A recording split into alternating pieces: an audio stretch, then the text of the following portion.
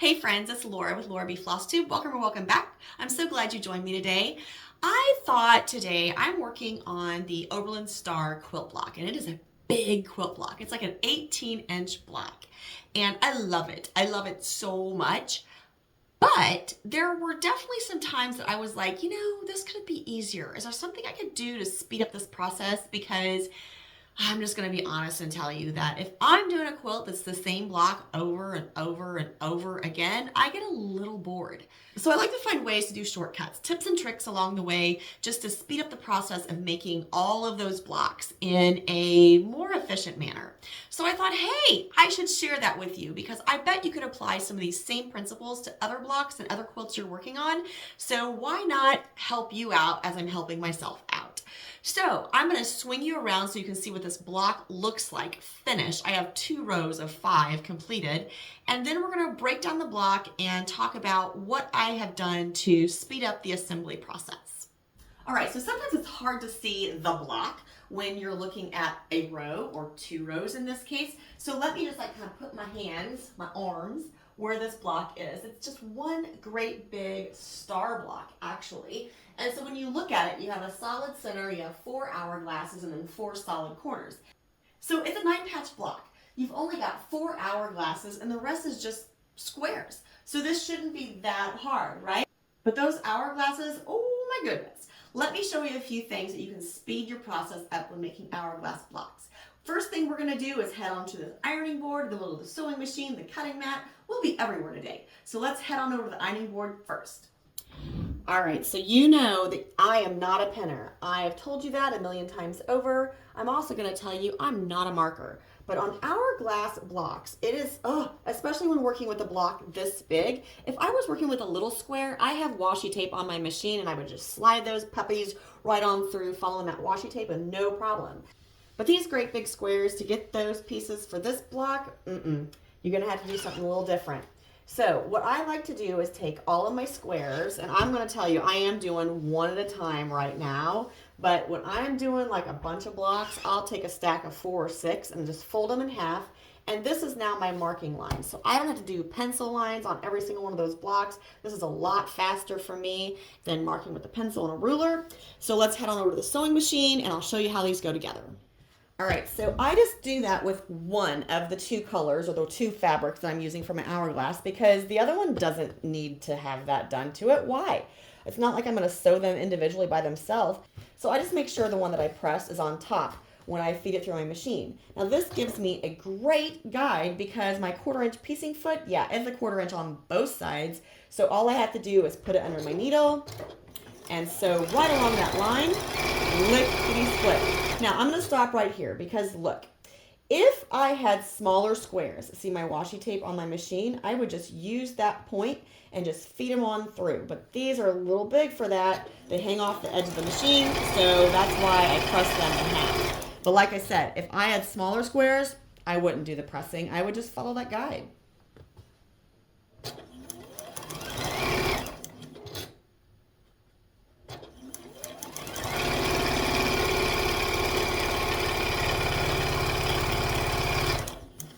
All right, now when I get to the end, I don't cut or anything. I just swing that baby around and stitch on the other side of that line.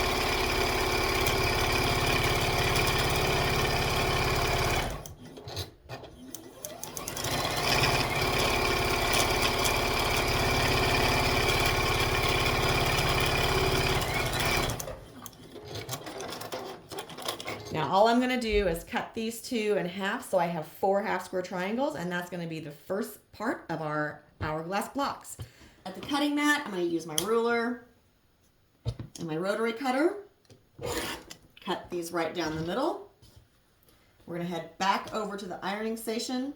Now I will tell you, I don't typically just do 2 of these at a time. I'm doing 2 because I want to have enough for a square or for one block. But most of the time, I'll do like 20 of these at a time. That way I have enough for 10 blocks to put together. All right, so I also make sure that my dark fabric is on the top side because then I am pressing to the dark on all my half square triangles.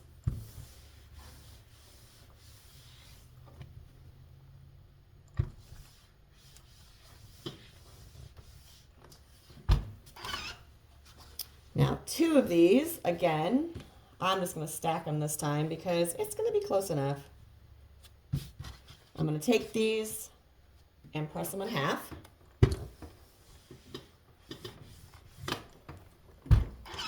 So you just do this with half of them, not all of them, just half. Now, the half that you pressed is the half that goes on top. Make sure you nest opposite colors together.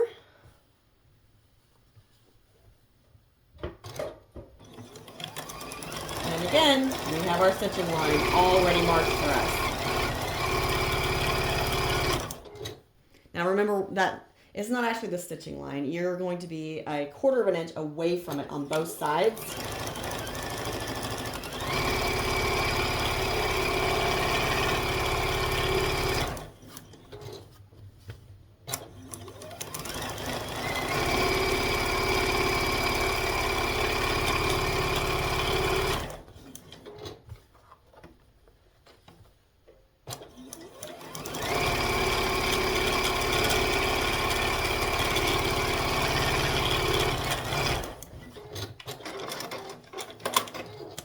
I do these one at a time just because you know, just in case.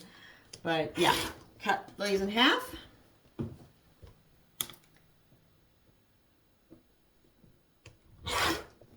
Now, you have 2 options. You can either square them up right now with one of the strip tube rulers, or you can press them open and then use the hourglass tucker trimmer to square them up.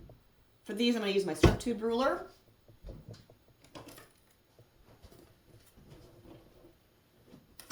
I know these are going to be 6.5.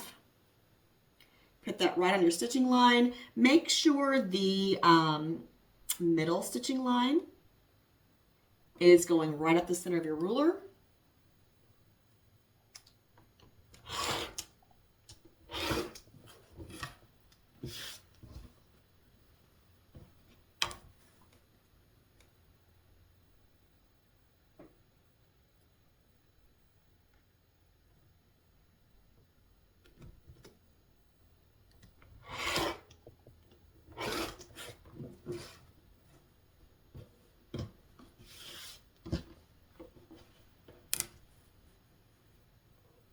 I will tell you that I find that using the strip tube ruler is faster than the tucker trimmer, just because I'm not really cutting that much off of these, and it's just, you know, before they're pressed, it's just a little faster in my opinion. Obviously, you do the process that works best for you, but now all 4 of my hourglasses are trimmed to size. I'll press them open and then construct a block. All right, so I like having at least 1 block up on my design wall because that way I have a visual reference of which way these hourglasses are supposed to go in the block. Because I'm going to build all 3 rows of my block in sequence, in order, going through my machine, and that way I can sew it all together, and I'll press at the very end and not until then. So off to the side here, I have my light purple and my dark purple, and this is how I like to build all of my blocks because it's just so much more efficient and quicker, in my opinion. So this is the left part of the block. This is the center. So I'm going to put the center on top, the center of that row, I should say. This has 3 rows in the block.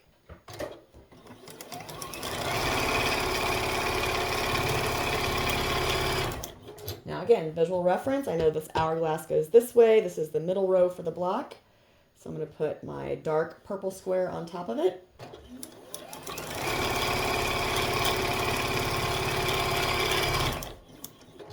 Here's my 3rd row for the block. The hourglass goes this way. Again, it goes on top because that's the middle square in that row.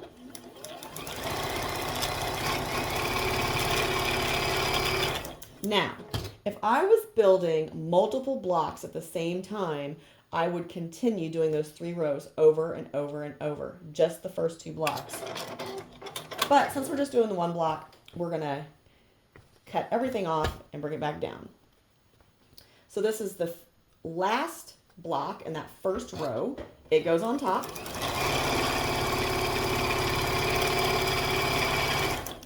you could definitely build right to left, but that's just not how my brain thinks. I think left to right. So that's why I am building my block out like this. There's my middle row.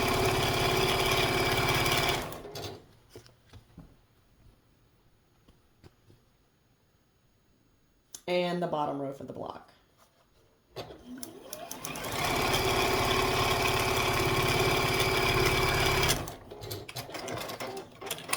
So now, I'm not pressing. I'm just going to take these first 2 rows in that block, put those on top of one another. Now remember, we have our little chain pieces there, and they're fine. Just leave them. They're happy. They're not doing anything. They're keeping your rows together.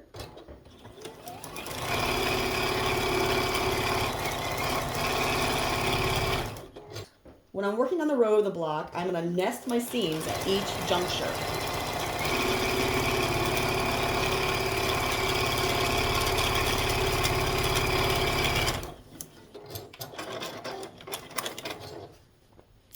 Now we're just going to flip this final row, spin our block around just so we can have that on top. It doesn't really matter. I could have left this on the bottom too. That's just how I like doing it.